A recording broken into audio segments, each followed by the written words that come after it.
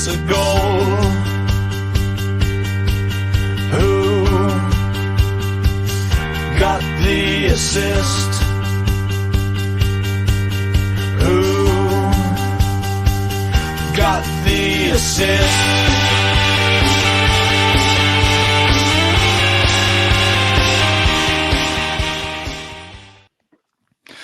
Ooh.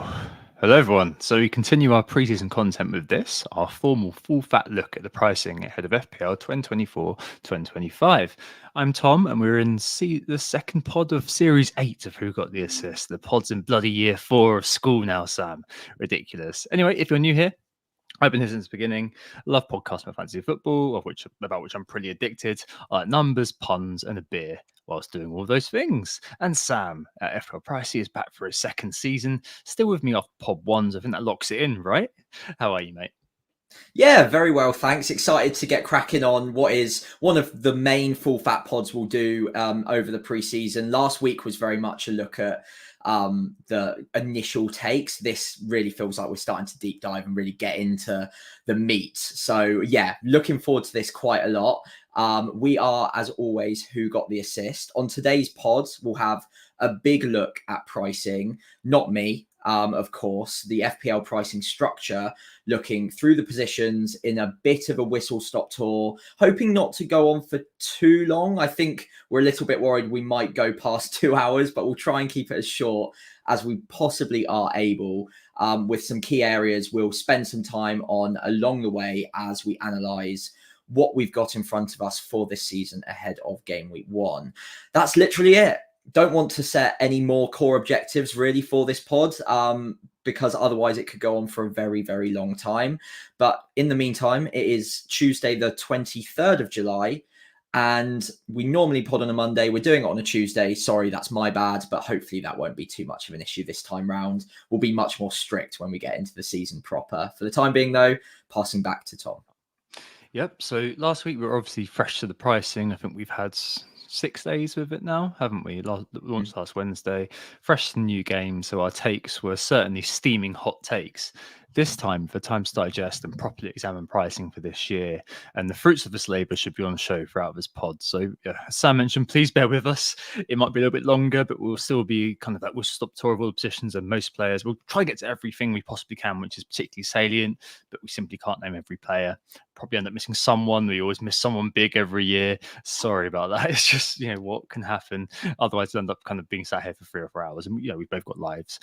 Just to say that, to help deal with some of the discussions in a more collective way throughout this, I've constructed a few little indexes we'll be looking at using data from various sources. Basically, I'll introduce them at the time, speak through them for those listening. They'll be on YouTube, but they're homebrews, effectively. I'll post my next later this week as well if you are listening.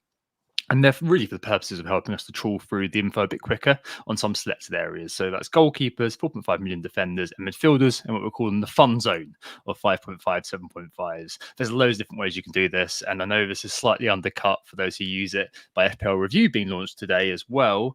I think we're going to part commenting on that massively until next week when we've got an in-depth discussion on that with special guest FPL Analytic, because I guess contrary to some popular opinion, maybe, I don't think a discussive commentary or lines of code is actually very interesting to our audience. I may be wrong, but that's how we're running it today.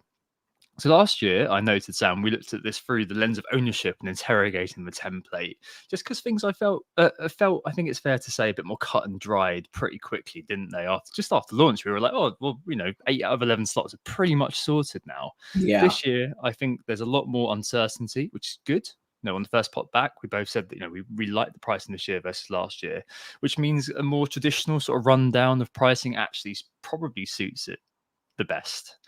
We'll touch on ownership where appropriate, but I think there's definitely going to be lots of twists and turns as we head through pre-season, as people start to kind of think, oh my lord, I really need Erling Haaland at this point. Oh wow, he's scored a few goals in pre-season, he's a must now. So we'll touch on it where appropriate, but I don't think it's as sort of salient now as it was last year, where things looked pretty solid really quickly.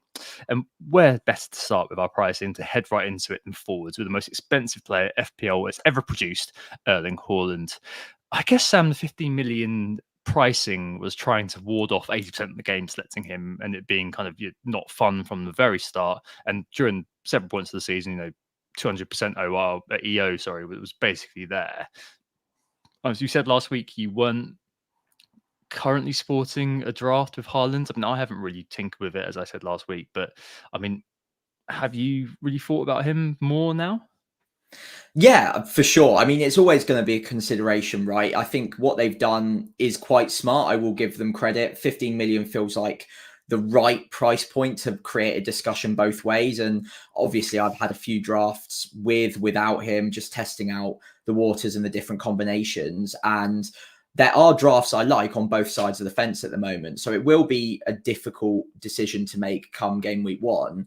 What it does seem to be, or at least so far with my drafting, is that if you want Haaland, 2 other spots in your 11 need to probably change or be compromised on. So it's Haaland and maybe a 6.5 and a 5.5 midfielder versus not Haaland, so i.e. Watkins, bring it down million and then probably upgrade those 2 spots. You could equally do that with a defender spot as well, or maybe a collective mirage of 5 or 6 players being upgraded by 1 million, which is also definitely possible. So there are different ways of skinning this one. I think it's tough because we're still so far out, but instinctively, I think it might be maybe slightly easier to start off with him, and then you can divest after Ipswich in game week 2, rather than necessarily risking it. But there is upside to be gained by having a much stronger 11 overall. So I'm not discounting that whatsoever. My first draft is still one of my favorites that I've looked at so far. And again, there's definitely something to be said for just going with your first draft, or sort of bringing yourself back to that to see if anything's changed. And not too much really has at the moment. So yeah, 15 million, I think that seems fair, and it seems very much a decision for the whole user base. Would you agree with that? Yeah, I think so. I think what is really interesting about this is that I know I'm not going to touch on ownership, but he is only owned by a third of the game thus far. I think that's because he doesn't feature in the auto-complete teams. But this year you are looking at Haaland potentially being impactful. I don't know if it'll be a differential, but impactful at the start of the season. I think that's definitely the case. There'll be people who look at that price and think, no, it's much easier to spread money around. And there are players, of course, who could be analogous to him, could fill in the gap, as you said, with the other different kind of ways you could configure the mosaic. So yeah, I mean, I can completely understand why people are looking in that way, but I think it's, I'm rubbing my hands together thinking, wow, you know what, Haaland could well be an impactful player to start with. He still tops the non-pen XG, for example, from last year. He was knocked off the top of non-pen XGI for the season by Salah by just 0.01. So, still top of the rankings there. I said last week, what does a no Haaland team look like? And I quite kind of, I do really like it looking at your draft. But basically, the whole question it boils down to for me is this. Is it better to ask yourself a couple of weeks in, A, how do I get to Haaland? Or B, what do I do with all this money now I've sold Haaland? I think that scenario B is infinitely better than scenario A. If you have to get Haaland in, because this is still a ridiculously good player. I mean, okay, it's 50 million. I understand that there are sacrifices you have to make. And I know it sounds cowardly, but surely, especially with the Ipswich game in game week 2, there have to be some sort of allowances for that. And looking at Man City's kind of opening 10, 11 fixtures, yes, they've got Arsenal in game week 5, which is a really early sort of potential season decider. But for the rest of the games, I mean, I know they started Chelsea away, and the FDR is saying that's a 4, which may again be putting people off, or being a bit of kind of a fig leaf why people won't be considering him. I just look at those opening fixtures and think, hey, if I don't have Haaland, I'm going to have to use a lot of accumulated free transfers, or maybe use my wild cards pretty early to get him in. So I haven't really looked at a no Haaland draft. I said last week, I've obviously kind of seen yours, but it kind of feels like the Salah cycle at the start of every preseason to me a little bit with him. It feels like everyone goes through this sort of phase of, oh my God, look what you can do if you don't have Salah in your team. In this case, it's Haaland. I'll talk about Salah later, of course. And I do think kind of all it's going to take, you said last week, is a little bit of a dazzle in preseason, and suddenly the fear will be growing, and he may well kind of tick over 50%. I think it's a good thing that he was priced so high, and I think it's a good thing if you are planning on going with him, because you're going to get gains. And throughout the opening kind of 10 fixtures, assuming you're going to hold him for that long, I completely suspect that those gains can be a lot more kind of meaningful this year than last year, when you were getting 0.003 of a point or something ridiculous from every kind of point scored. So yeah, I mean, I'm more than happy with that price. And I thought you made a really good point kind of when we were texting during the releases, that they were setting up this nice sort of binary between Haaland and no Haaland. Yeah, absolutely. And I think the debate will rumble on. We are definitely not the final word in this debate. I'm sure there will be more arguments to be made all the way up to game week 1. So yeah, make sure you are subscribed to our channel for more hot takes as we get closer towards the season starting. But yeah, for the time being, there is obviously another pretty important forward to be chatting about. In fact, the second most expensive one in the game, although I think you'd probably argue not anywhere near expensive enough, right, Tom? Yeah, so I think I pulled some data on Ollie Watkins, and You did frankly, indeed. I just, the more I've looked at it, and I've written this out in Talisman Theory as well, I just don't understand how he's not 10 plus. I said we weren't discussing ownership really, but he's the highest owned player in the game at the moment, joint with Palmer. And I don't know, I think that they've maybe priced him too cheaply with the start fixtures that they've got. He's an extremely durable player. He averages 35 starts a season. His average non-pen XGI per season is about 19, non-pen XG about 14, averaging 15 goals, 10 assists, an average of 176 FPL points every season. Maybe they're expecting a sense of regression, which is perfectly plausible. I mean, they've got the Champions League, etc., and so on and so on. But the consistency and the improvement in his on-field positioning under Emery is something that we really need to bear in mind when it comes to Watkins. It's analogous to Vardy, when Vardy was instructed to stop running the channels and stop dropping deep, just stick to the penalty box and get involved that way. If he takes penalties as well, Douglas Luiz, it's one of those where he could become even better.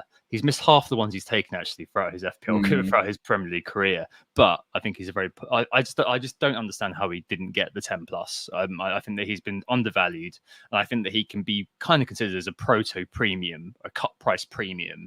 And I'm convinced that he's, as we were saying last year, he's one of those players that I think that it's better to have initially than not. I know they've got Arsenal in game week 2, but the stretch of fixtures in game weeks 3 and 9, as well as West Ham away, we don't know what they're going to look like under Lopetegui, but the stretch of fixtures in game week 3 and 9, based on what we know now, just makes me think, yeah, you know what, I think I'm going to be more than happy to just stick Ollie Watkins in. And he's got that consistency about his game that means, yeah, he could feasibly do you ever believe it? Could be one of those season keeper sort of types where every time we've done it, Sam, every time we've sold him, we've chided ourselves and ended up crawling back to old Ollie Watkins. Yeah, he was a thorn in both of our sides quite regularly last season, wasn't he? And as Marcus, FPL Bateman in the chat correctly says, interestingly, he massively overperformed his XA last year. So I do wonder if there is an element of regression incoming for him, especially because of the Champions League football to contend with. They might be losing Duran up front as well. So again, that might mean he's probably wheeled out a lot more than he should be getting. So yeah, it will be interesting to see whether that becomes a factor, both of those in combination.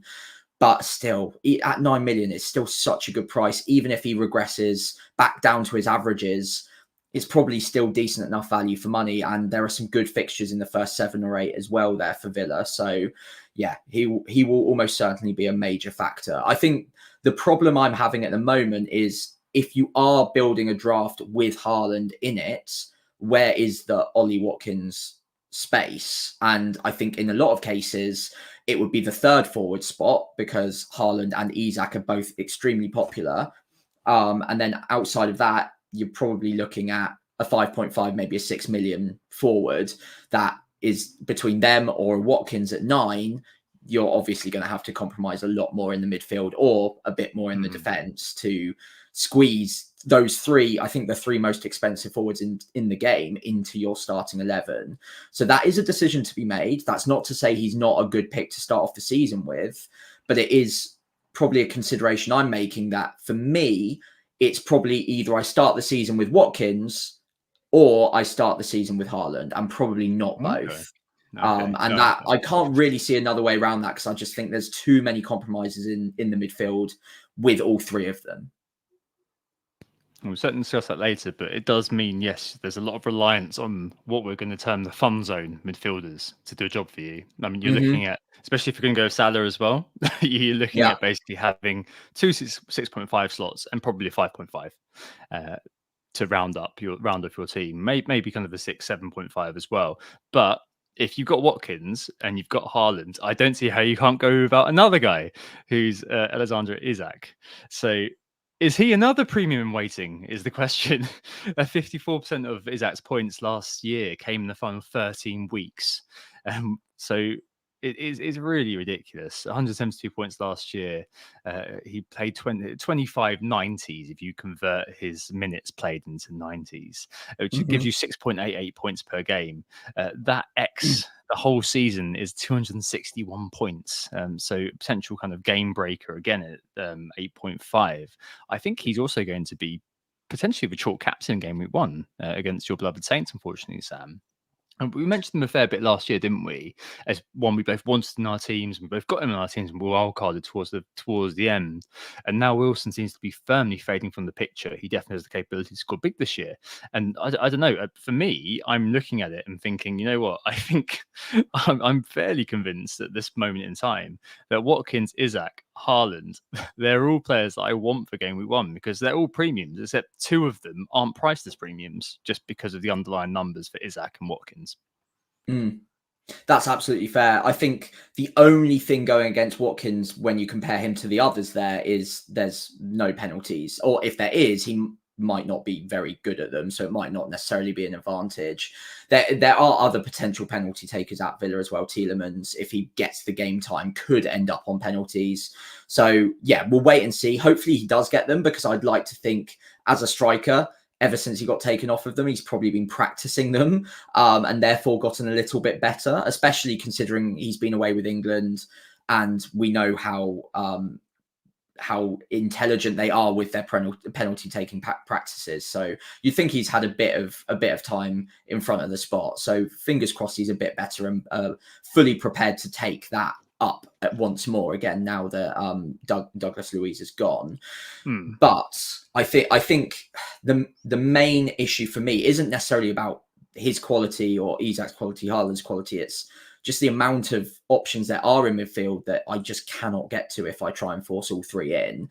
And I think whilst Ollie Watkins' fixtures at the start of the season are good, they're particularly good after game week 2 is out of the way. So from game week 3 onwards, I think it's slightly a different discussion. And maybe there's an argument to say Haaland for a first couple of weeks, and then you can divest down to Ollie Watkins and use that money to bolster your midfield once the England players, we're looking at Saka, Foden, those kind of assets, Palmer as well, maybe are up and running, and we know which of them is going to be the one that's the hot topic for the first few weeks. Because at the moment, all similar price, it's quite hard to pick one as a favourite.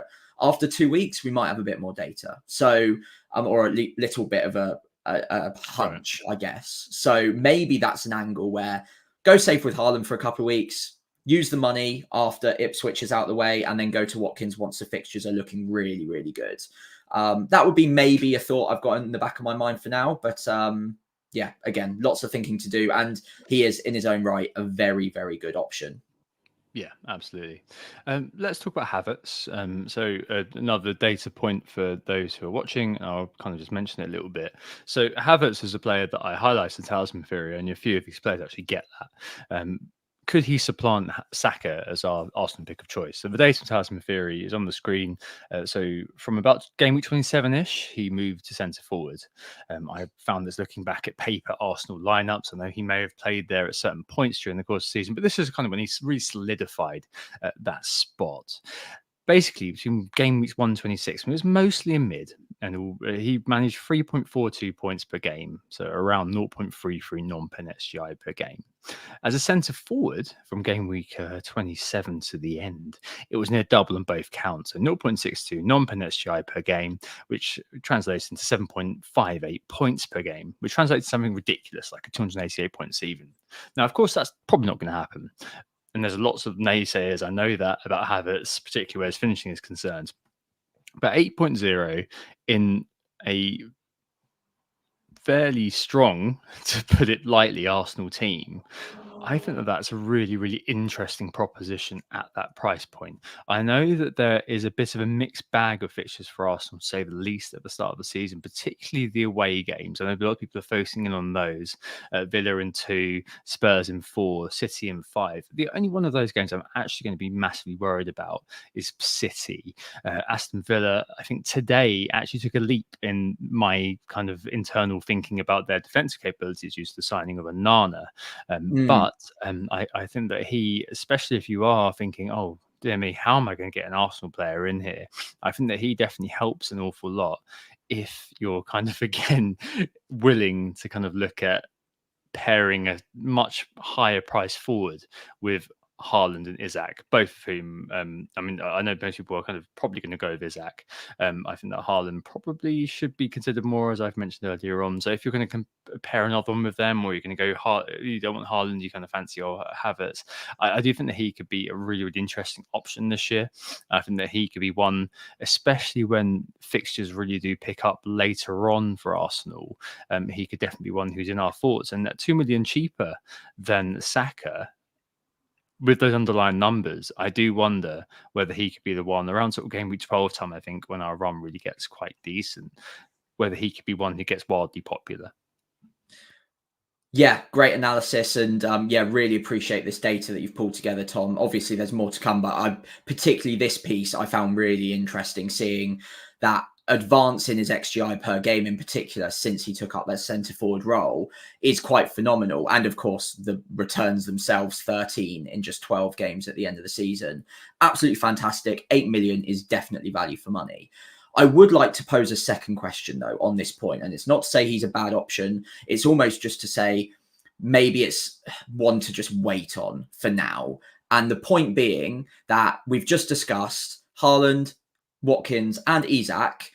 Do any of us genuinely believe that he is good enough to supplant any one of those three, albeit for a little bit less money than the latter two, 0.5 or 1 million less, but without penalties?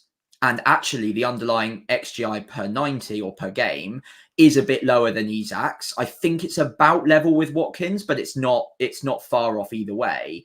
And I think to start the season, Watkins probably has the better run of fixtures up until I think the swing happens. There's a 3 game week period, I think from 6 to 8, that Arsenal just have a flyer. At that point, I'd be interested in Havertz and a switch across from those assets. But until that point, I might be willing to just wait and see if he does maintain that centre forward role, because it's a relatively new role for him. And at the end of the day, whilst he might be a slightly better option than Saka or Ødegaard this season, he won't be so far better that we need to rush to him straight away. He's not going to end up being 8.5, 8.6 by the time we get to game week 6, I hope. And even if he is, we're probably going to have an Isak or a Watkins in our team anyway that we can easily get to him by that point. So I think we can probably cover him off if we want to start with. But at some point this season, he will be in almost all of our teams and will be incredibly good value if he maintains the centre forward role that you've quite astutely highlighted. Yeah, absolutely. I think he's one that I'd file firmly under the wait and watch category, unless you're bench boosting game week 1 and you're wild card in game week 2, because we've got Wolves the first game. Just lost Kilman. Don't know how O'Neill is going to compensate for that yet. So he could be a very interesting option for that game. But I completely agree. Watch and wait. If the data is there, if he continues that onwards, it's obviously kind of based on a very small amount of gains comparatively, as Sam says, by game week 6, or maybe even game week 12, when the two kind of decentish fixtures for Arsenal do occur. In fact, from game week 12 to the end of the season, it's looking pretty good. I mean, Man City in game 24, Liverpool in 36. The rest of it is all kind of eminently winnable games, we could well see, as Sam said, Havertz being a fixture in our teams. Right, elsewhere, what have we got? We've got a whistle stop this, Sam, I'm afraid. So Solanke, situational talisman, I think, is probably the best way of describing him. Improvement in non-pen XGI over the last couple of years. 13 the year before this, 21 this year. Obviously had the pens on top. It got exactly that as well in the day in his returns. 21 returns last year. Very, very good player, very consistent player. If the fixtures do run that way for Bournemouth, got to be the talisman, I think. Alvarez at Man City at 7.0. Henry Winter tweeted today that his season was ridiculously long this year, 344 days. Wow. And he's at the Olympics too, which kicks off tomorrow. It's just not stopped. Wow, yeah. Another situational pick. No De Bruyne or something. He's always of interest. 13th for non-pen XGI last year. Quite a few kind of individuals around that sort of price bracket. And of course, there's Ivan Toney too, who obviously we're not really going to be including in our teams for the time being. That first five is not nice. No, and we don't know where he's going to be. Nicholas Jackson, I think that there's two better, more interesting possibilities in there. And Mateta is a player that I've mentioned in Talisman Theory. I'm going to leave that full Talisman Theory because his uptick under Glasner was ridiculous, but he is at the Olympics with France. So another one to bear in mind. Lacazette is the team captain Wow. for the Olympics. Yeah, I was surprised by that. The two Liverpool boys, though, Sam, Darwin and Gakpo. And we're going to talk about Szoboszlai, McAllister, Salah, and so on later on. Either of those tickle your fancy? Because at 7.5, both of them are kind of primed to. Surely one of them is going to come through on the slot, right? I mean, surely the Dutch connection. Gakpo had a very good Euros. Could he be the one? Didn't you? When you're looking at him last season as well at some points? Yeah, my first ever YouTube video, he was the thumbnail because I had him in as a differential this time last season. So yeah, I do have a soft spot for Gakpo. He was originally linked with Southampton, which I think is why I sort of read up on him a little bit. Obviously far too good for us. So went off to greener pastures over at Liverpool. And to be fair, I can see it working out pretty well under slot for him. So I can see a universe where he becomes a pretty major factor in our teams at 7.5 million. I wouldn't go as far with Darwin right now. I think we've all just got PTSD with him a little bit by this point. So I think we can probably swerve him for now. And then maybe later on in the season, if he proves us all wrong, then we can go back there. Gakpo, I can see it. I think he'll be a little bit too risky to start off the season with, despite the fixtures. But at 7.5, like I said, with Watkins and Isak, he's easy to get to if he proves to be the striker that I think we know he can be. It's just whether or not he starts consistently enough. And those X minutes in that Liverpool side are going to be relatively patchy. So he needs to have a really good start to the season to become a factor, I think, for me. I think that just in general, the fact you've only got 3 options still in the forwards does mean that a lot of the forwards, I think we should just kind of just keep going on the Swiss stop tour. I mean, the likes of Højlund, Xerxes, if we keep going, Cunha at Wolves, Visser, who did have a decent campaign. I mean, there could be exactly. Even Kessie goes to Crystal Palace, which is being mooted. Muniz, Woods, I think. Both of those. Really like those. Good start for Woods. I think he scored over 10 goals. Really recently, with loads of different Premier League clubs over his time in the Premier League, with 3 different clubs, I think it is. So one who's always kind of worth bearing in mind. I think there's one 5.5, 2 5.5 we're talking about, both South Coast based. João Pedro, numero uno, and numero dos, Adam Armstrong, who I believe plays Southampton, Sam. I don't know if you've said anything about him online before. No, I wouldn't stoke any sort of random propaganda on Twitter about Adam Armstrong. That would just be mean of me, if anything. Look, João Pedro I really like. At 5.5, that is a ridiculous price. I can't remember whether we mentioned it on the pod last week or not, but that really stood out as massively underpriced, at least by $1 million.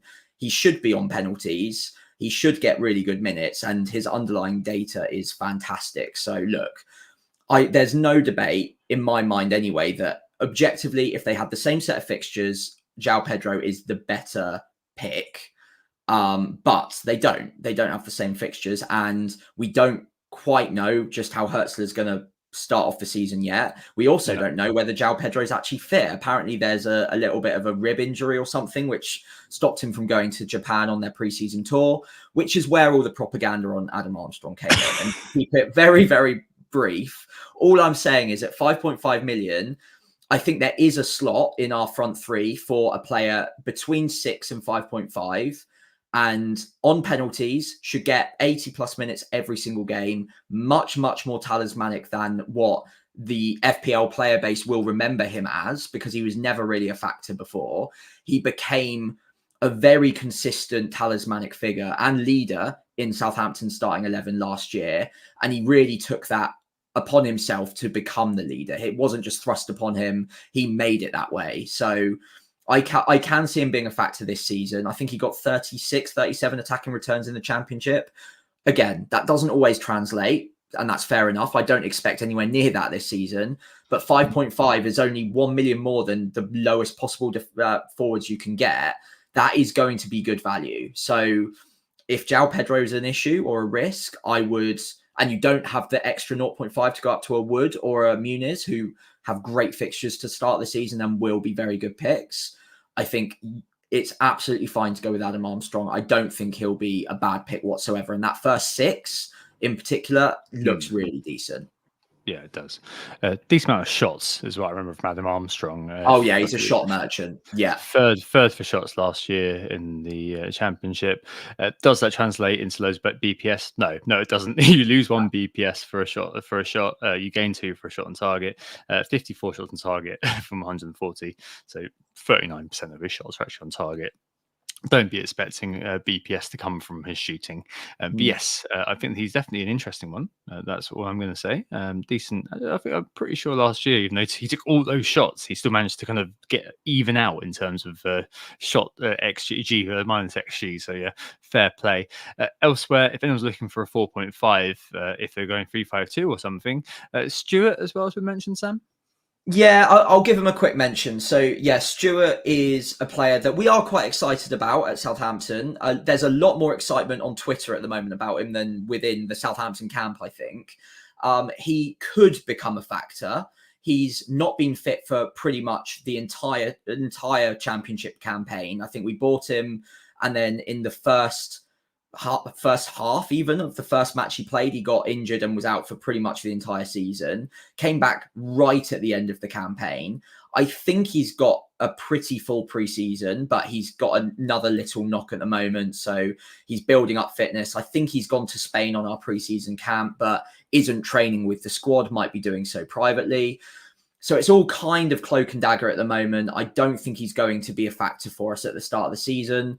He might become a regular starter, but given his track record with injury since we bought him, I would give him a wide berth for now. And maybe by the time we wild card, game week 6, game week 12, whenever it might be, then we might be given this olive branch of a 4.5 million striker who's actually starting some games. For the time being, I probably would just leave it be. And that is a Southampton fan talking. Yep, fair play. Yeah. Seems like a very nice man on Sun Until I Die, the final season. So, hey, what can you say? Yeah. Okay, right. Let's move into midfielders.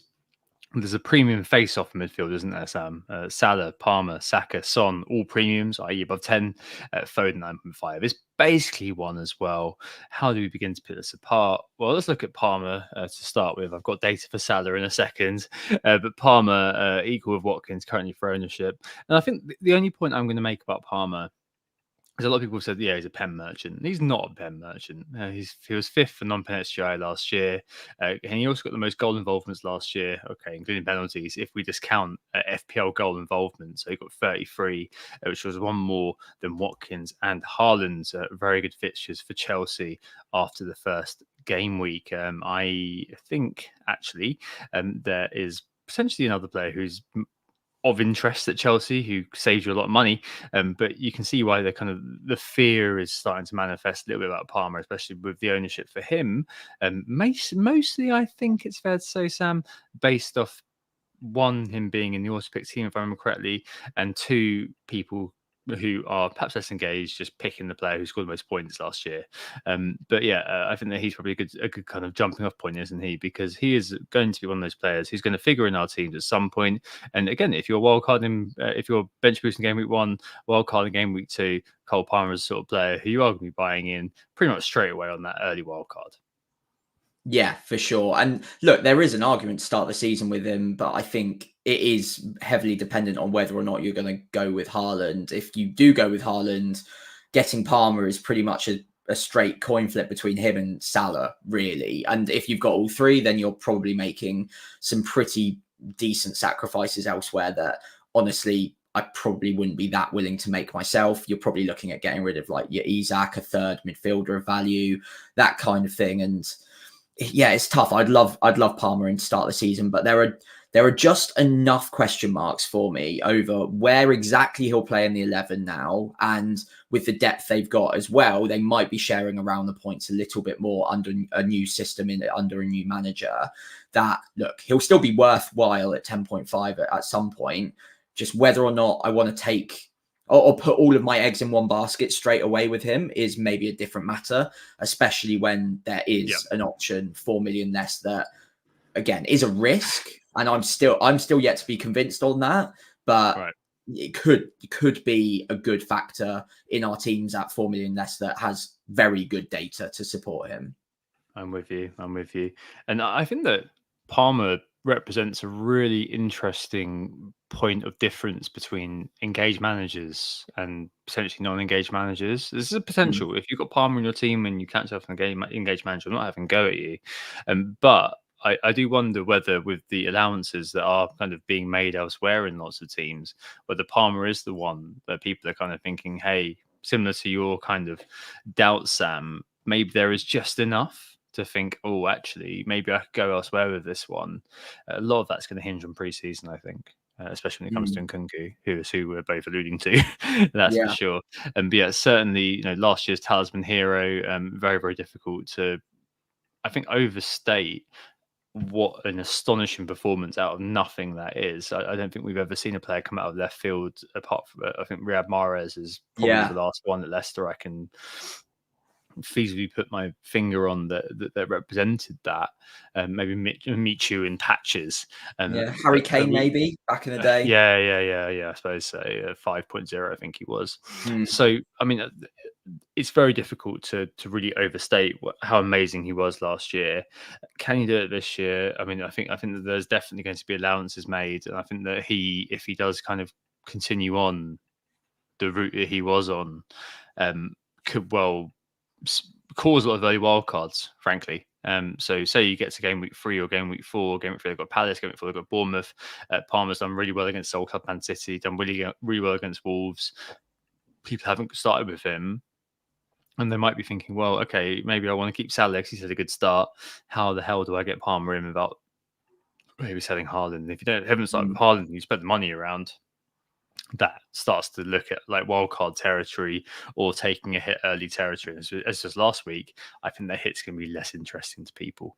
A couple others, Saka and Son. Saka still the talisman, Son as well, still the talisman for both their clubs last year. I mentioned Havertz earlier on. There's maybe a bit of a foil for Saka early doors. And I think Sam, you made a really good point potentially about maybe Arsenal in general just being the fixtures are a bit of a mixed bag. Let's just kind of leave that to one side for the moment. With regards to Arsenal, what's really interesting is they're not a talismanic team at all. I think Saka was only kind of 4% in terms of proportion of points above the player who was second, who was Havertz. So there's feasibly a case to just look at that and think, okay, maybe we'll leave it. Saka's ownership, I think, is actually fairly decent at the start of this year. Son's isn't. So Son's at 9%. And I do think there's, again, another option in the Spurs team who is potentially analogous to Son, who could be as interesting as Son and could do as good a job. And we'll get there in the fun zone in not very long. But there is one man who we haven't discussed, who is Mo Salah, who is simply an FPL god. I don't think it's a surprise to anybody that over the last 7 seasons in FPL, he's been an FPL juggernaut. We're not likely to see a player like this again, I don't think, unless we're here in 10, 15 years' time, just kind of extolling the virtues of Cole Palmer, which would not be a surprise to me, given how he started his career. But over the years, Salah has been a phenomenon. So it averages 18 non-pen XGI per season, 22 goals, 11 assists, 249 FPL points per season is his average. Last year, his powers did wane in terms of FPL points, okay? And last year, to the eye, there were certainly questions to be asked about Mo Salah in terms of his sharpness, etc., etc. Didn't look the same after AFCON, did he? But he was still the top non-pen XGI. We need to see what happened under Arnie Slot. I think that's very clear. There have been suggestions that potentially in some games he may be asked to touchline hug a little bit, which will obviously not be ideal, but a decent opening too, a very good record in game week 1 if you care about these things, with newly promoted club to play. Shaved head as well now, so better for the aerodynamics, I think, rather than the Mel B kind of haircut he had before. But this man's an FPL god, honestly, and I don't know to what extent I'm kind of falling prey to emotional investment in a player, because this guy has just been an ongoing hero for FPL. In Tasman Fury, he gets a cursory early mention because he's just so implicitly good. And I don't talk about him very much other than that, because he's, his brilliance is just, it's one of those things you just kind of expect as a constant. In FPL, there are heroes, there are villains, and Mo Salah scores 200 points. Will he do it this season? I'm not sure that I could back against him doing so, even with everything that's going on in Liverpool. And I think I will be starting with him, despite the price being quite, again, staying at 12.5. So here I am committing to Salah, committing to Haaland, or not committing, but saying if the season started tomorrow, I would be committing to. But it's very hard to look at the Salah data, at least, and argue with that. Every time there has been, from the likes of Andy Martin, fears stoked of a regression. Andy loves stoking a fear. He should be a politician, honestly. But the man is an FPL god, and I just, with the opening, with the way that Slot plays football, even though there may be some games where you're like, I'm not sure. I don't know. Again, it comes down to that question I asked you about Haaland. Is it easier to be like, well, how the hell do I get to Salah with all the other players that I've bought? Do I want to sell Cole Palmer, for example, if he's going through this ridiculously good run of fixtures? Or is it best to kind of say, right, I'm going to sell Salah for Luis Diaz or Diogo Jota, who I'm going to speak about later on, who are doing better, and now I've got all this money. Which one's the best situation to be in? At the start of the season, I think it's probably to own Mo Salah from the start. The ownership at the moment is around a third. So again, prohibitive price within a context of a very sort of interesting interlocking sort of look at pricing structure. Yeah, that's another indicator that they've generally got price quite well done this season. So that's very interesting. It's also interesting that his non-pen XGI this season past was actually amongst one of the best, I think the second best he's had in the Premier League at Liverpool as well. So, okay, yes, there was a little bit of a regression in terms of the XG, although it wasn't a million miles down. But I think there's a pretty strong argument to say he was maybe a little bit unlucky last season not to get more points than he did. So yeah, maybe that is something to do with Darwin being on the pitch with him and fluffing a lot of the balls, as Marcus says in the chat. That is almost certainly a factor. Don't forget about the lost assist versus Spurs as well. Of course, yeah, God, that would. Damn it. Yeah, still bitter about that. But yeah, I think it would be a very brave FPL manager to bet against him getting 200 again. There will be other 200-point players this season in the midfield at lower prices, because they all are at lower prices. But if you want to pay for the guarantee, the security, it's almost an insurance premium you're paying, that 2 extra, to know that you're getting a player that's going to get 200 plus points. Or you take 2 million out of that, go down to a Palmer, a Foden, a Saka, and yeah, there's a good chance that they do get there again. But you couldn't put your money on it just as much as you could with Salah. 1 year, obviously, it will all come to an end, but he's not exactly turning the corner just yet, is he? He's still absolutely elite. he did fluff a few last season, and he didn't look quite But himself towards the back when is end. he ever not though? That's the thing. Exactly. Like, He does hog the shots, he does hog the chances, and he's kind of just always been that player, like you say. So what's new? And I guess the only thing that is new is slot system. Is he going to change anything? Maybe a little bit, but is it going to affect Salah really meaningfully? Probably not in the first few weeks. So yeah, given the fixtures at the start of the season, yeah, I'm almost certainly going to have him. maybe it's rank cowardice, but it comes down to, is it easier to start with or without a player like that? Easier to Yeah. start with. So I'm circumventing the Salah cycle, circumventing the Haaland cycle. I've got no interest in basically going through that. I know what I'm going to do at the end, but I might be wrong, and that's absolutely fine.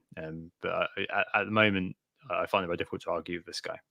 So just below these guys, mentioned Foden. I think that he sits in kind of a bit of a category of his own. I think that the will Foden cover Haaland conversation is going to come up an awful lot over the course of next season. We mentioned last year that we were shocked at his opening price at 7.5, despite an uptick in overall numbers in terms of FPL. That was a 0.5 million downgrade last year, just to further piss on their pricing parade from last year. So yeah, a real error, and we were both beneficiaries, and me more than you potentially a little bit, and also I benched victims a hat trick or something, or sold a hat trick. Yeah, it was horrible. of some Fodenings. Yeah.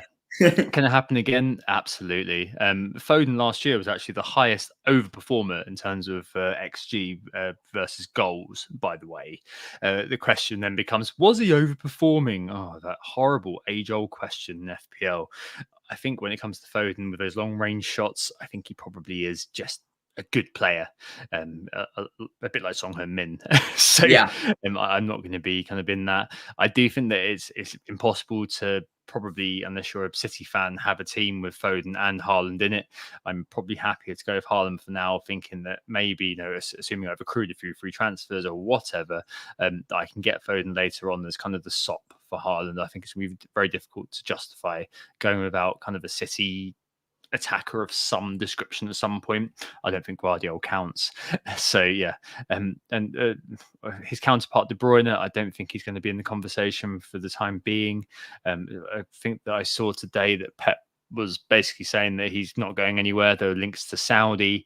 I'm really looking forward to the Indian summer, as I said on X. I think that there'll be 2 or 3 weeks in the season when he is essential and everyone will want him, and then he'll get injured. But that trophy parade at the end of the year is going to be amazing.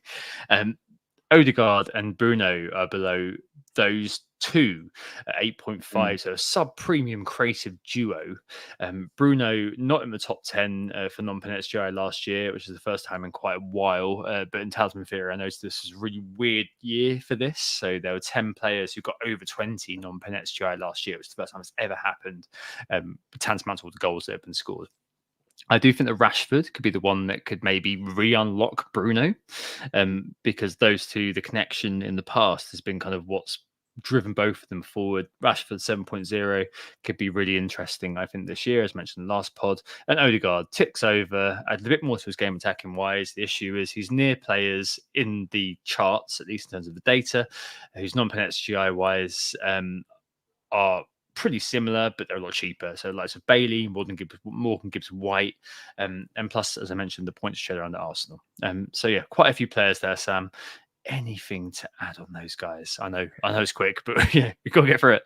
Yeah, we got to whistle stop this because we're already 50 minutes in or so. But yeah, but out of those players, the one that I am keeping a very keen eye on is Bruno.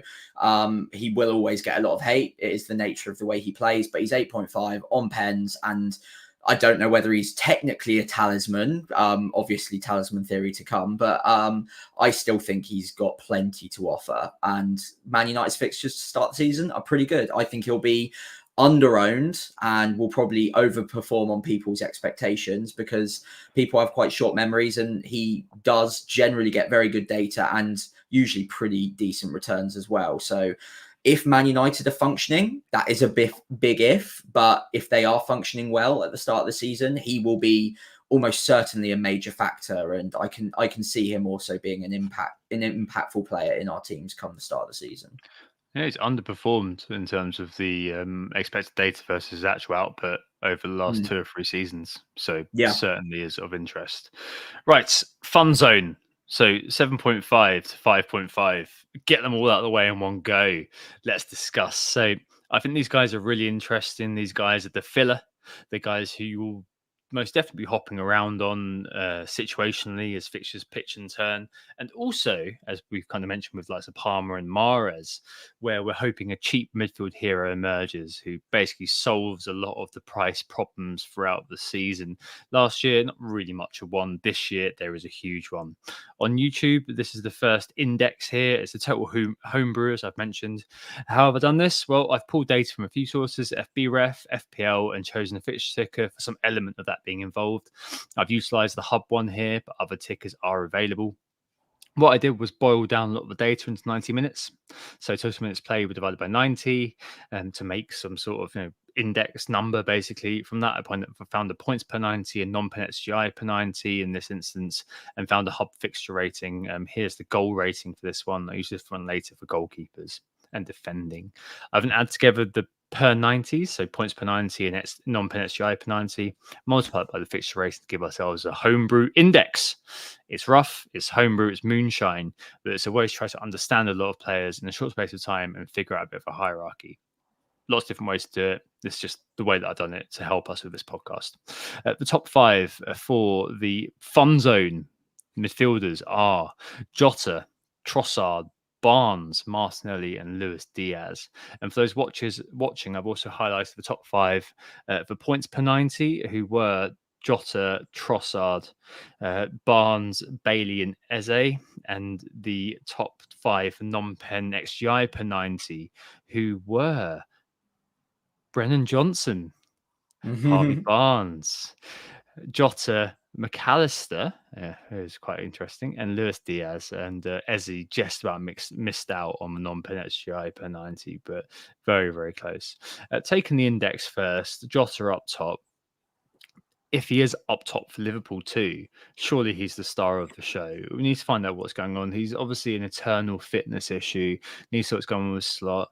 But I think that he's been like this throughout the course of his FPL history, I think, Sam. I think that he's a potentially really interesting player. If it looks like he's the starting number 9 under Slot, I have absolutely no concerns about potentially starting with him and just seeing what happens with him, because I think he's genuinely, I guess, my tip for potentially bursting out of his price bracket and being one of those players who you can count on for the course of the season if everything slots into place for Slot. That was so intentional. I love it. Yeah, Jota is a phenomenal player. He's called the Slotter for a reason, and it's not because he's got a new manager.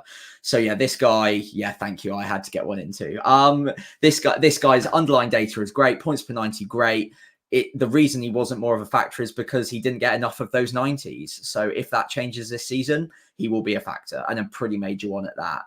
Obviously, the system, as we've already mentioned with Salah, will be slightly different, but players like Jota will find themselves in front of goal and in goal scoring opportunities more often than not. I have no doubt that if he's on the pitch, he will be a factor. And at 7.5, that could be a little bit of a laughing stock of a price. So yeah, we'll see how it goes. Obviously, the price is partially because of the fact that he didn't get enough minutes last season, but in the minutes he did get, absolutely fantastic. I will just quickly mention for anyone listening, if you're not able to see the graph at the moment, I think you mentioned McAllister. I'm not sure he is one of the top 5. I think the other one was Bailey for top 5 on. Of course it was. Yeah, it was Bailey. Yeah, that's all. So yeah, obviously it's so many rows of data here. We're bound to miss one or two. I just thought I'd catch it for anyone listening in and not able to see for themselves. So yeah, Bailey makes the top 5. I think he's going to be very interesting at $1 million less than Jota. And of course, Johnson, who I believe you want to talk about a little bit more as well, at 6.5 as well, with, I cannot believe the underlying data point, 0.79 XGI, non-penalty XGI per 90 on Brennan Johnson is I quite honestly, one of the most shocking things I've seen in the past year. I cannot believe it's that high. Yeah, I had to double And yeah, check that and triple check yeah. that. But he is there on the FB ref. He is fifth overall for non-pen XGI per 90, and I suppose it kind of makes sense. I think there's definitely been some questions about his finishing ability. I think the last year his XG was 10, and he actually scored 5 goals. Yeah, he Um, underperforms quite regularly, I think, even at Forest, right? yeah, it's one of those, isn't it, where you've got to just kind of just hope he does what you want him to do. But I don't know, with the first two fixtures being very good, and um, uh, I suppose if you are to kind of at the moment we're going off cold case data, aren't we? We're going off the stats from last year. Lots can change during the course of pre-season, new Mhm. managers, new season, etc., and so on and so on. But I mean, 6.5, you got the guy who's fifth for non-pen XGI per 90, 13th for season-long non-pen XGI per 90 as well, above the likes of Palmer, Isaac, and Watkins. In terms of the per 90, that's a really interesting pick in my mind, with Leicester first, who are newly promoted, and Anonymous, that's quite hard to say, Everton at the first two games. I mean, Yeah. first two games, go with it, go with the data, and then see what happens afterwards. I quite like him. I really do. I don't know whether I will eventually end up going with him. I'm not sure, because there's so many players in this fun zone. You mentioned Bailey, who, yes, he's a little bit lower down because he's got Aston Villa, according to the hub, have got a lower goal rating, but he's one of those, again, with the two columns highlights in terms of non-pen XGI per 90 and the points per 90, performed very well. It looks like the RB has completed his move to El Ittihad. Mhm. I don't know whether the likes of Lewis Dobbin, who's come in, are going to be the players who are going to be challenging for that spot. There's Samuel Illing Jr., the Philogene they just re-signed as well, and of course there's Morgan Rogers too. So lots of wingers there. I apologise. I'm sure people out there are like, oh, but he plays on the whatever side. But I mean. I think obviously there's going to be some interest from pre-season when it comes to Bailey. I don't think we've got that with Brennan Johnson. I've spoken to a few Spurs fans who started pre-season very well, and it does seem like that he's kind of got favouritism at the moment, and he does perform a particular role for Spurs under the Ange system. And we know under the Ange system, there's going to be chances for goals to be scored. So I think he is potentially really interesting. The other one who's really interesting who comes up is Harvey Barnes. Yeah. So he's third overall in this particular homebrew index. Very strong points per 90, very strong non-pen XGI per 90, just below Brennan Johnson's. And I think with Newcastle starts the season, you've got to be kind of thinking, well, okay, I know that we like Anthony Gordon. I love Anthony Gordon. All round positivity about Anthony Gordon. Won most pens last year. Really, really good, strong asset. Barnes was injured for most of it, but the underlying data is still there for him. I don't know. I think that there could definitely be something for him, about him, sorry, that could be of interest to us. Yeah, completely agreed. 6.5, very fair price, if not a little bit lenient as well. Like you said, his data almost matches Brennan Johnson, so we should pretty much talk about them in the same breath. And yeah, if Gordon can do it down that wing, if Barnes is fit for a million less, I back him to get a decent amount of returns. And when he was on the pitch last season, he was getting a better points per 90 than Gordon was. So you would expect a bit of regression perhaps, but his non-pen XGI is better. His points per 90 better. So again, a bit like Jota, if he's fit, then he's going to be a factor. We just need to hope that he's had a good preseason. He comes out fit and firing, and then it's a bit of a question over what are the preferred front three for Newcastle. But you'd probably we'll put see decent money on it being Barnes, Gordon, and then Isak up top as it stands. So yeah, I like it a lot. Probably a little bit too much of a risk for me to start with, perhaps. But yeah, he could easily be Gordon at 1 million cheaper at times this season. And if you want to take a risk, it could be a way of saving $1 million from the off. Eze, so fifth for points per 90, just outside of the top five, sit for non-pen XGI per 90. I don't know. I don't know about him. I know that he's obviously very popular at the moment. You made a good case for why he was in your team last pod. I think that Matessa being at the Olympics, I think that bleeds into the start of the season is probably one thing. So you've got Edouard. James on Planet FPL made a good point that teams will shut him down, but Elise to split focus. So you've got players who, I don't know. I've got a bit. I'm just not too sure on him. There's something about him, even though I love him as a player, I love watching him play. There's just something about the fact that he's been linked to moves elsewhere, that the opening fixtures, I don't love them. I'm just not convinced. Maybe I'm wrong, Sam, but I'm just not. I'm just not there when it comes to Eze. Are you there? Is he still? I'm sure he's still in your in your draft, right? Yeah, he hasn't left one of my drafts yet. I'm not like completely locked. I'm definitely warmer on him than you are. He should be on all set pieces for Palace as well. Even if there is a bit of regression in their team's attacking data, I still think he will be a focal point. And yeah, they are strengthening. It looks like they're in for Ismail Assar at the moment as well. They've obviously brought in Kamada, I believe it is, who's worked under Glasner before, got really good data in the Bundesliga. So I don't think they'll be far off where they were last season. And I think I would agree with you if they were still under Hodgson, and their routes for attacking were very predictable. It was very much you either get it to Elise, you get it to Eze, and they kind of figure out a way to unlock. Now it's much more system based, and you've seen Mitchell down one wing, Munoz down the other. There are different ways of switching up play. And I think if a team goes up against them and just tries to man mark Eze out of the game, they will come up with other solutions.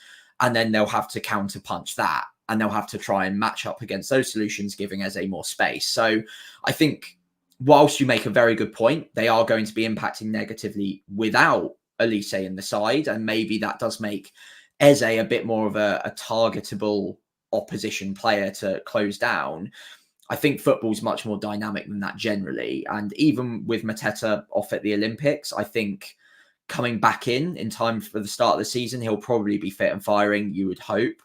And I still think Eze is going to be good value at 7 on all the set pieces. I don't think he'll be moving out of my team, but again, we're weeks away. You might be able to get into my head and convince me otherwise. I mean, I'm more than happy for you to start the season with Eze. I think there's a really good point that you've made, and I think that there's always he's just one of those that I think that those people have got him locked in their team, and I am fairly kind of. I'm just not convinced, basically, and I think I'll follow that up. And he's a good enough price in this fun zone where it's doable to get to him if needs be. And it's always kind of, as I said at the start, he's the sort of player who fits into that sort of bracket of players who you are going to be moving in and out of your team as the fixtures kind of allow, unless he's on a serious tear and you think, you know what, I'm going to leave this guy in. Szoboszlai and McAllister, who I mistakenly said was in the top 5, he is not. But they are both potentially very interesting. We don't know which one's going to be deployed. There's basically a Feyenoord, he deployed a bit of a box crasher. That sort of individual who was more of a kind of box-to-box midfielder in Football Manager parlance. Szoboszlai's data actually was pretty decent. So 4.23 points per 90 last year, 0.41 non-pen HGI per 90 last year. Started very, very brightly and then faded away. But has it in his locker. I'm not just talking about Football Manager potential ratings, but has it in his locker to do far more. I really like Szoboszlai in terms of just watching him play. I think he's a very, very good footballer. Not quite De Bruyne level. I think De Bruyne is still my favourite player to watch of any sort of player. But I just wonder whether he's got it in his game to potentially be deployed in that sort of way. At 6.5 as well. Again, one to watch and wait on. I would, if Jota looks incredibly exciting at the start of the season, in preseason, if he looks like he's going to be designated number 9, we don't know yet. I probably be moving heaven and earth trying to fit him into my team. I don't think I'll be doing the same with Szoboszlai. But I wouldn't be surprised if either Szoboszlai or McAllister are kind of. I'm not going to tip them the same way I've tipped Jota, but I think that they are really interesting individuals for this. And we haven't mentioned Luis Diaz as well. He's at the top end of his bracket, 0.6 non-XGI per 90 per game. I mean, it's very difficult, isn't it, with Liverpool at the moment, to see past just thinking, right, the insurance is Salah, but I suppose the upshot of that is that if it isn't Salah, then there's all these individuals who you could potentially go to. Yeah. And thus, we're back to square one with Liverpool, aren't we? It's the more things change, the more they stay the same. And yet again, Liverpool assets, we're wondering about rotation. We're wondering who's going to be starting in those forward roles. They've just got so much depth there. And the only one that we probably feel secure on at the moment is Salah. As soon as one becomes a clear favourite under Slot, and maybe he will be more reliable and pick a similar 11 most weeks, or at least a similar front 2 or 3, then maybe they become the option of choice, and that's 7.5 in a lot of their cases. In fact, I think in all of their cases, one of them will probably end up being the standout option. So yeah, have something in the back of your mind thinking I'll probably need to get one of these Liverpool midfielders or indeed forwards at 7.5 pretty quickly. Yeah, I mean, he's not actually known to rotate very much. From what I could glean. So that will be really interesting. If he does find a team, hits on a team who are doing well, by the looks of what I've read about his nature at Feyenoord, then I think that could be really interesting. If one of them does look to have gotten favouritism, we need to see. Just a note that Hudson-Odoi comes out decently as the 5.5 of choice amongst these players. I didn't include everybody, just because, how can you? But 5.29 points per 90 last year, pretty decent. I think Elanga, there's a few more sort of qualitative points about why he should be quite interesting.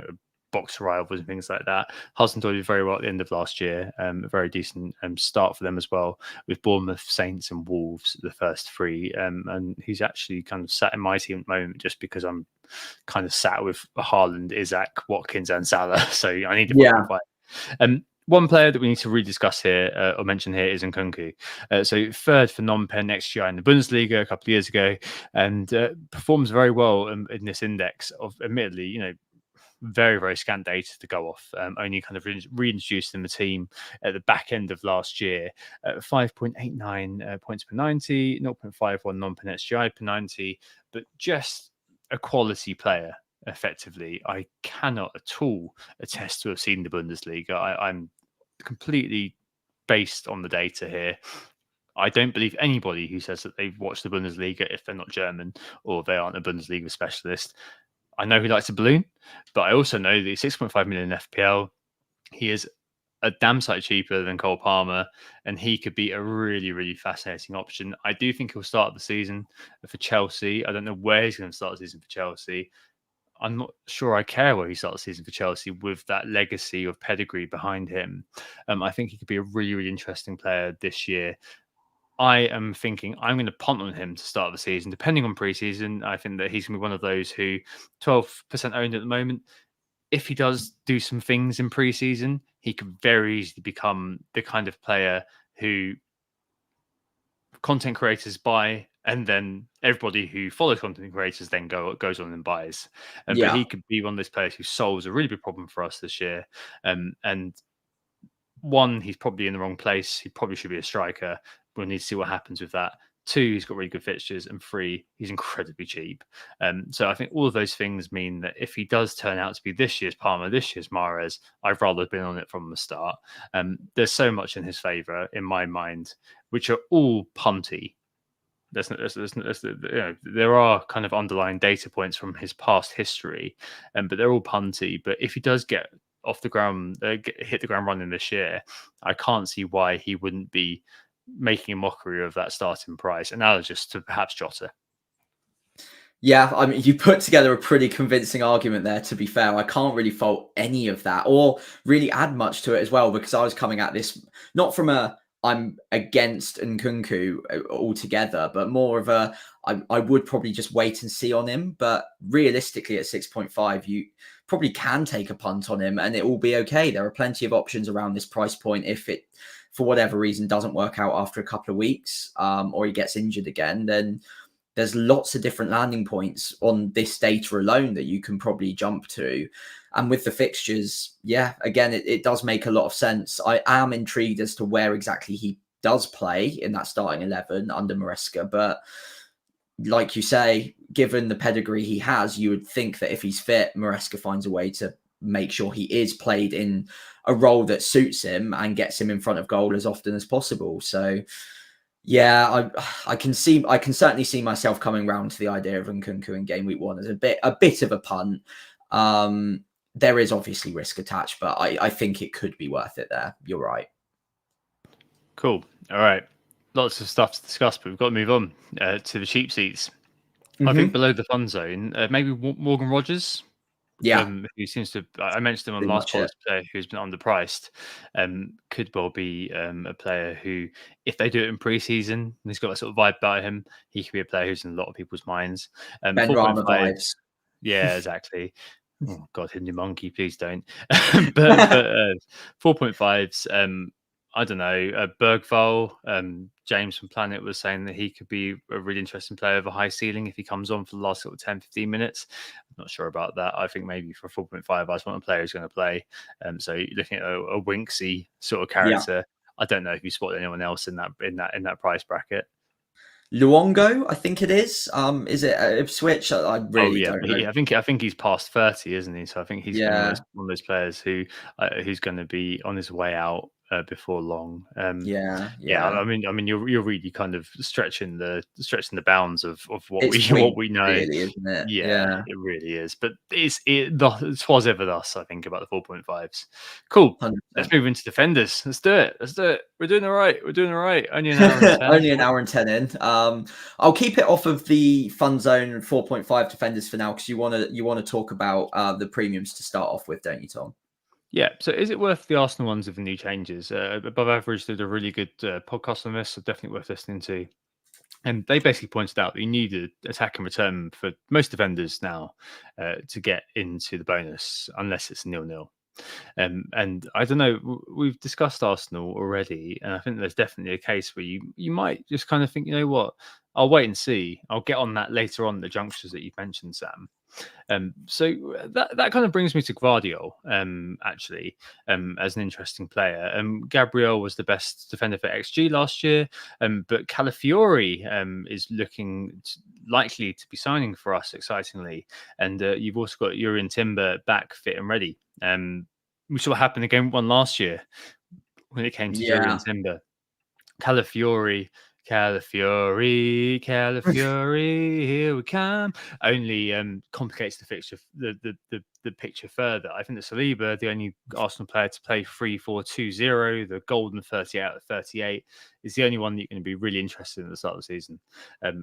So I don't know. I don't think I'm not sure basically on that, given the early fixtures. Gvardiol actually was 7th for attacking points scored amongst all players over the last 10 game weeks last season. So very good exit velocity. Obviously, we saw that there were a few sort of big bangs to my chagrin. I didn't own him, but hey, there we go. Pedro Porro, Trent, Trips, and Robbo are all attacking defenders in this sort of mix for us. There's also Shah, isn't there, at 5.5? So there are quite a few sort of premium defenders kind of hanging around. I don't know. Given the fixtures for Man City at the start of the season, yes, I know we start against Chelsea, but after that, I'm fine with 2 to 4, especially, is very good. I am tempted to look at Gvardiol at the start of the season. He will he will be in the positions provided he's deployed in the same way he was last year to get those attacking returns, which are likely to get him in the bonus. Porro as well, with those first 2 opening fixtures I mentioned, is also kind of attractive. And then Trent, who you were singing the praises of last year, and Robbo are also of interest. Trips is being linked elsewhere, as we'll discuss later on when we discuss Tino Livramento. But yeah, premium defenders, Sam, here. The bonus points, now we've got kind of had the expert view on them. To me, I look at it and think, I don't know. I just feel like I want a defender who's able to contribute those attacking points. There may be that Saliba or Gabriel pops up with a goal. Game week 1 makes me look like an idiot, which is very, very likely. But yeah, it kind of feels like to me, I just want the attacking defenders here. Yeah, I completely understand that. And whilst Arsenal will undoubtedly be probably one of the top 2 defences again this season, that opening 5 doesn't scream clean sheets. 2 of them home games, Wolves and Brighton. There's a decent chance. Brighton are a good attack though. Wolves, first game of the season, there's always an element of randomness to those first games. So whilst that is a decent opportunity, if they don't get a clean sheet in that one, you're probably looking around thinking, looking at the next 4, why do I have Saliba in my starting 11? And maybe starting to have a look around, and all of a sudden you're looking at making a defensive transfer in game week 2 or 3, and it gets a bit messy. So I think they're probably a team that I'm going to swerve defensively to start with. But they will, of course, become a factor. I am eyeing up maybe a game week 6 wildcard as a strategy. If that is the case, then bringing them in for that run of 6, 7, and 8 looks really nice. A little bit less nice around 8, 9, 10, 11, it must be said. But there is definitely a little stretch there that you could jump on them for around about then. Gvardiol, I think if you remove game week 1 or kind of put game week 1 out of your mind a little bit, all the way from 2 to 11, barring 2 fixtures in the middle where it's Arsenal, Newcastle back-to-back, that is a great run. And at 6 million, I think he will probably be a slightly more convincing choice because he's got those attacking opportunities up his arsenal, pardon the pun, over the Arsenal boys. I genuinely didn't mean that until I said that, by the way. I am sorry. Then Gvardiol, I think, probably trumps them for me. And then Trent, I think, again, maybe slightly because of my strategy that I'm potentially eyeing up with the game week 6 wildcard. I do like the idea of having him for those opening 5 weeks. The fixtures are great. He'll be used in a really advanced manner under slot, if rumours are to be believed.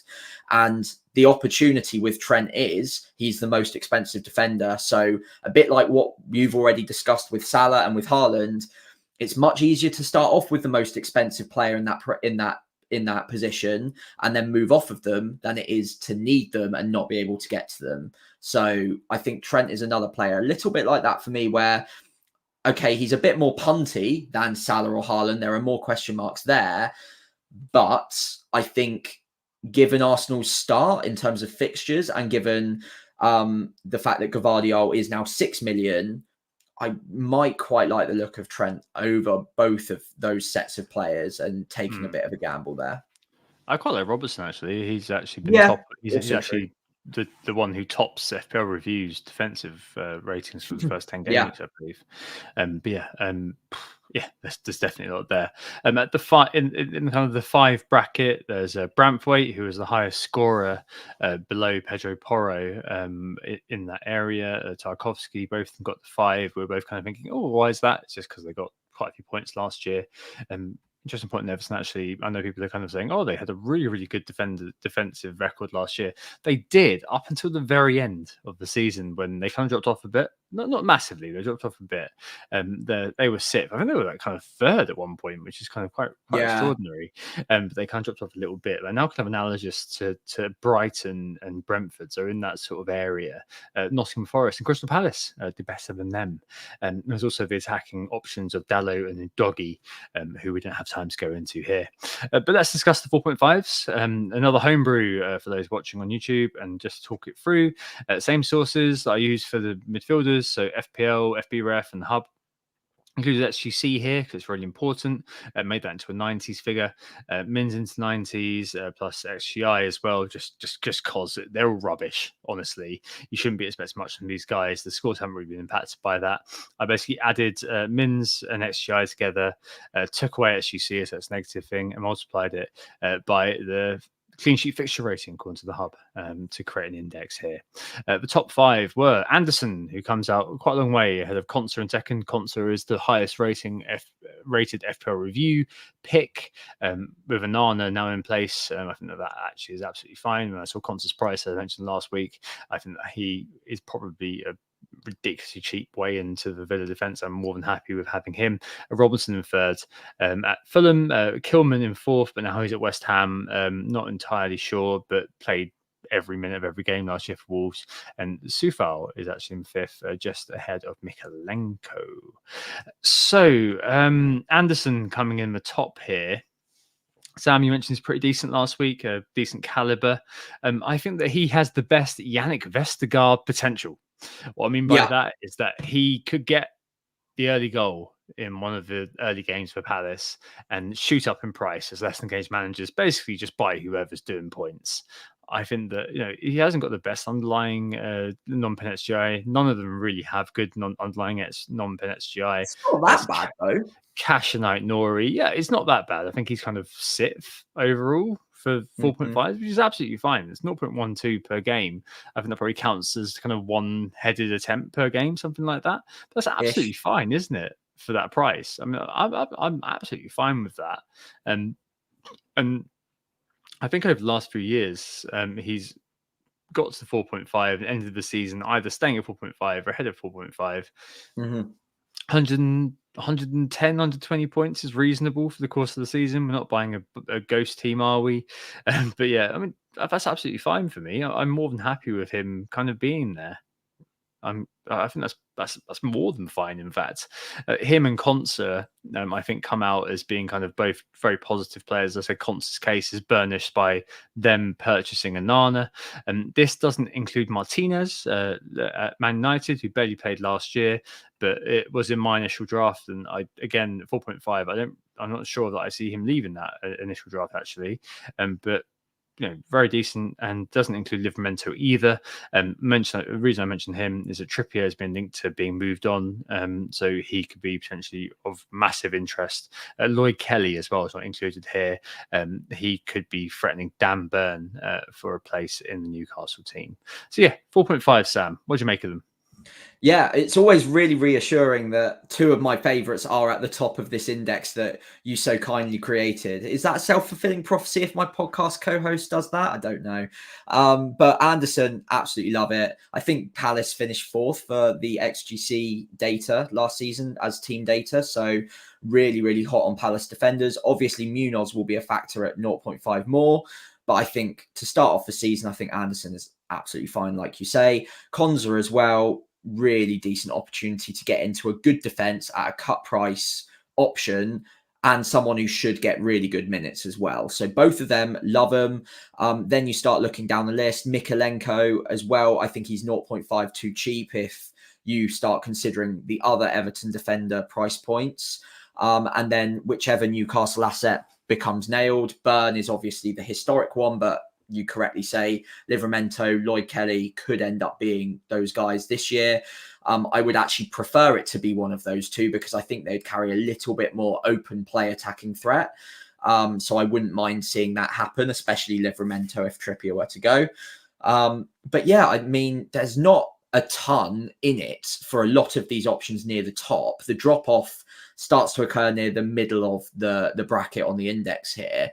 Anderson stands ahead above the rest, but there's a little bracket of the mid-80s where Mikalenko, Castagna, Pau Torres, Dunk, they're all around about the same, and all it takes is one defence to become a little bit better than it was last season or improve in some marginal factor, and then all of a sudden they're the defence to go to. So what this does for me is show that there's a bit of a ballpark. They're all playing within that realm, barring maybe Anderson and possibly Konsa.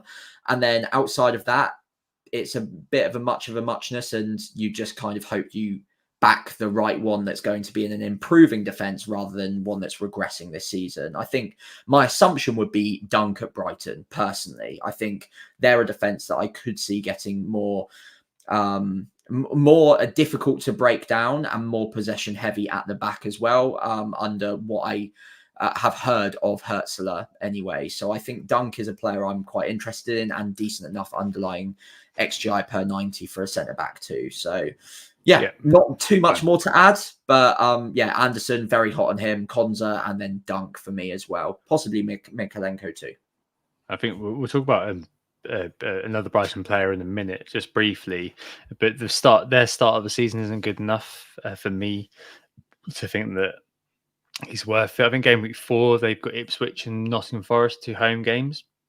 It's absolutely fine. They've got really good as I said earlier on, they ended up, despite kind of last season being a little bit porous, say the least, they ended up just behind Everton, who everyone was kind of exalting as a paragon of defensive stability.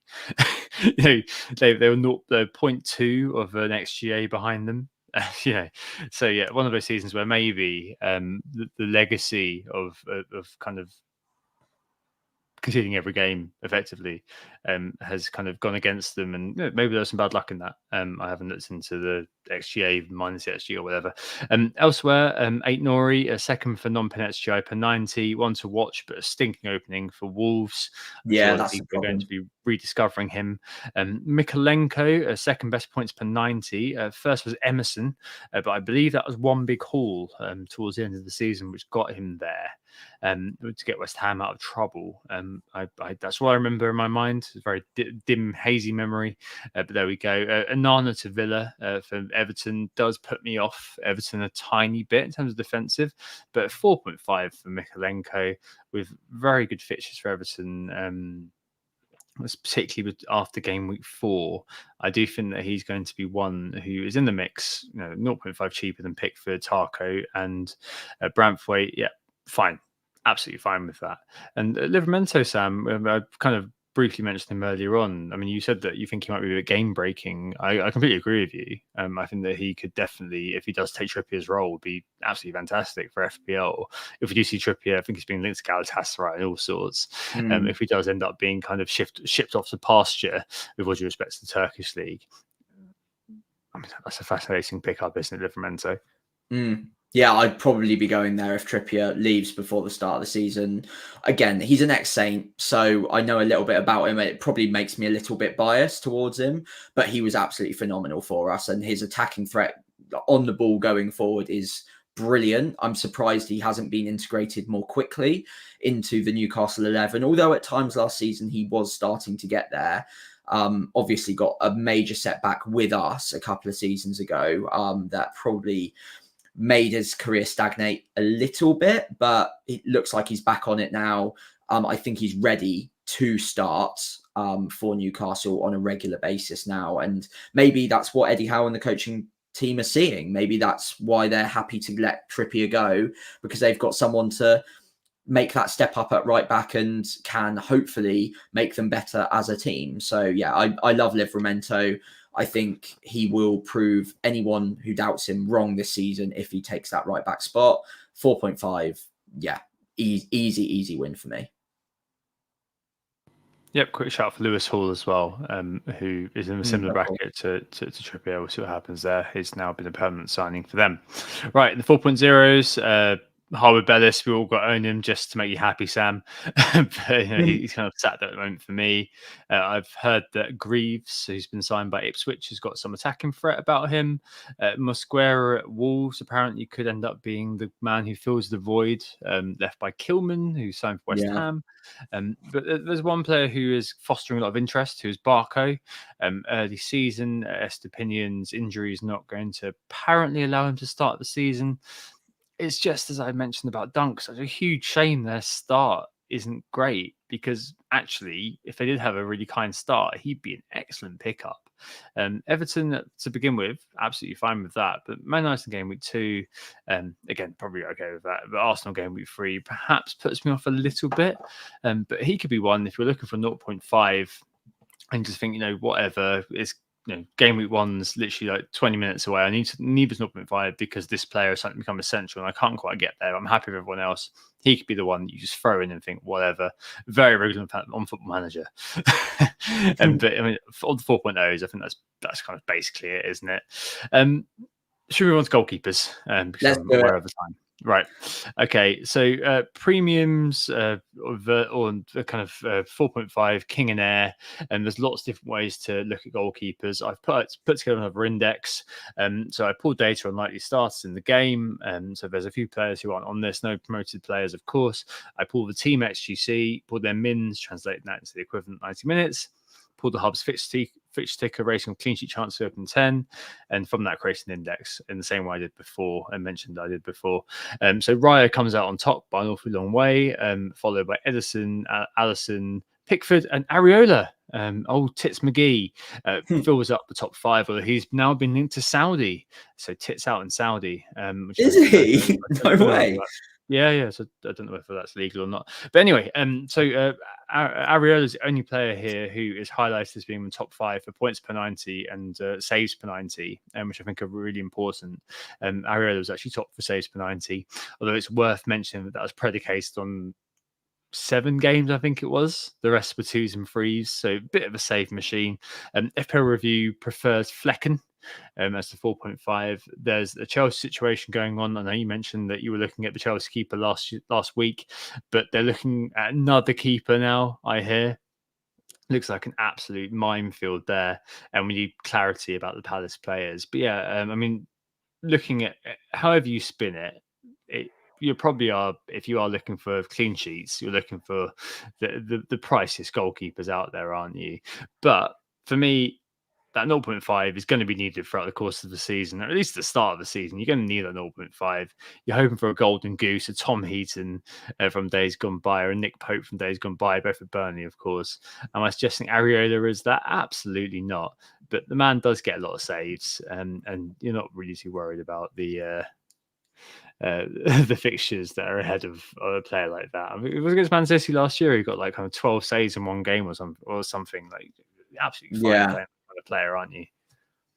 Yeah, absolutely. And sometimes that's what you're after in a keeper, isn't it? Like I think we get tied up in fixtures far too often with keepers. Sometimes put them up against a stronger opposition and just hope they get a few saves, and it works out all right more often than not. So yeah, I don't mind picking a 4.5 for those hauls.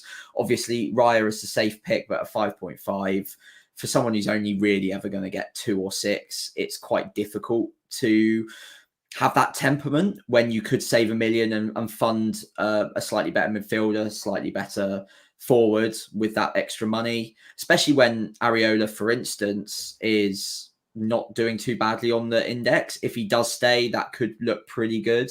If he doesn't, then I think it's a combination of Foderingham and Fabianski, and that would be 8.5 as well. So you could potentially even look at that. For what it's worth, Flecken, I think, is a pretty decent option. I think part of the reason he is also decent is because you've got Flecken with a 4.0. So again, it's an 8.5 pairing. You're always guaranteed a starter. So that's another good reason. I would have been tempted in Chelsea. It just sounds like an absolute cluster at the moment. I just don't know if I can do that. Honestly, there is a sneaky feeling in the back of my mind I should go that 0.5 further and go for someone like a Pickford just for that extra security. But every draft I've made so far, I need that 0.5 for something much more important. That's it, isn't it? And I think that's what we're all going to come back to. So yeah. If Areola stays, it'll probably be him. If not, maybe Flecken. And then outside of that, not sure. Yeah, and so I think Sells and Turner are the other ones on paper, but they've just signed like a giant goalkeeper, so we don't know what's going on there. I like the king and heir idea. So you got your king if the heir dies, and you got your heir who comes in and becomes the king. I think that's very helpful for the 4.5s. And I just think on goalkeeper, it's so random what happens with them that you might as well look at the saves and just kind of think, you know what, okay, this guy's going to probably get me 3 points a game overall throughout the course of the season. Obviously, Areola getting 4.6 is ridiculous last year, but that is again predicated on 2 or 3 games. And who knows if that's going to happen over the course of the first kind of couple of games of the season. But overall, I'm fine with that. I know there's a lot of interest in Raya, for example. I know that, Matt Turner is, funnily enough, again, the top owned goalkeeper, whatever that's worth, and that's also big. I can see people going with Raya just because you're paying 0.5 less for a nailed starter in the Arsenal defense. I don't want to say that in an American way, but hey, there we go. Pickford's again one that maybe you'd be looking at with really good fixtures if you are going to go down that route, Sam.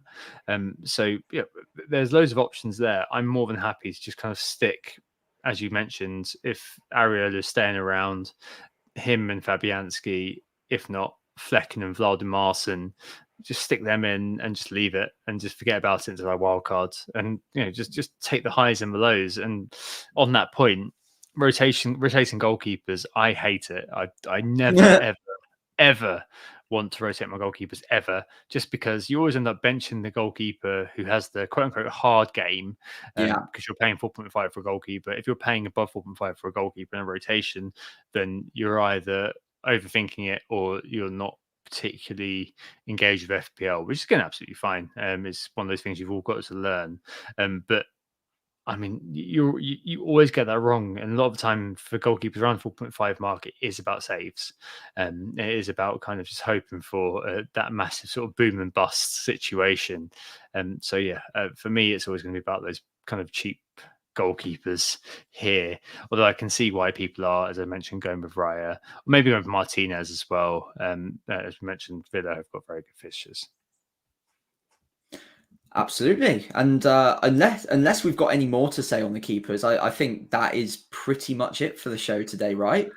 Oh, I think so. Final thoughts of time. I've written down on the running order. I do think the pricing is very good this year. Honestly, I think it's one of the first years that we've had a lot to think about. I haven't sat there really and tinkered yet. I've said on my last pod, and I'll say it again, I don't think it actually does very much for you to be sitting there endlessly tinkering unless you're fishing for engagement on social media, because it just creates decision fatigue. None of your decisions actually count right now.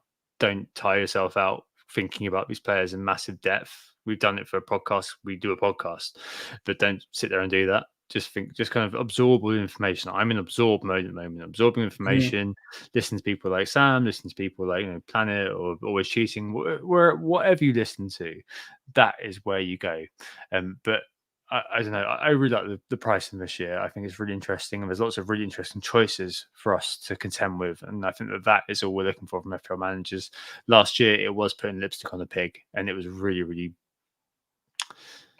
it felt like a bit of a chore doing the pricing pod, because we kind of knew already. That's why we had to be quite creative about how we approached it. Whereas this year, I think there's definitely a lot to think about, and I think that's absolutely great. Yeah, echo those thoughts entirely. And I'd only add one more additional tiny point on that. Don't make your mind up too soon just yet. Like you say, be a sponge, absorb all the data, come to a conclusion much closer to the time, because factors will change. Other people will come out with some really good points, collect it all, and come to a conclusion later on, rather than finding information to support your conclusion that you've already previously come to, because there will be conflicting information out there over the next few weeks. Make sure you leave yourself with an open mind and collect it all. By the time we get to game week 1, hopefully answers will present themselves. But hopefully this pod has helped you along the way, and hopefully it'll be something that we can all come back to and reassess come game week 1 to see how close we are to getting it right when it comes to our drafts. In the meantime, though, thank you all so much for listening once again. We have been Who Got the Assist. You can find us on X at WGTA_FPL and myself at FPL Pricey, and on Instagram and Threads at WGTA.FPL. Again, I'm just FPL Pricey on there. If you did enjoy the pod, we'd really appreciate it if you could give us a follow on those socials, but also if you could give the podcast a 5-star review wherever you're listening to it, or if you're watching it on YouTube, leave a like, subscribe to the channel. You won't miss any future content, and you would be doing both of us a huge service. So thank you once again. Thanks, Sam. I hope you enjoyed the pod. Thanks for bearing with. I know that we, as I said at the start, maybe missed some players who maybe were screaming into YouTube or screaming into your earphones, oh, what about player X? Really sorry about that, but that's just the way these things go. Next week, I'm very excited that we'll be joined next Monday when we're back by the dulcet tones of FPL Analytic Simon to pick up the thread on FPL review and the wider use of analytics in FPL, their impacts, and debate how the game has evolved. Basically, so quite a lot to talk about there. In the meantime, I hope to assist you with the pricing. We'll speak to you very soon. Oh, it's a goal. Who got the assist?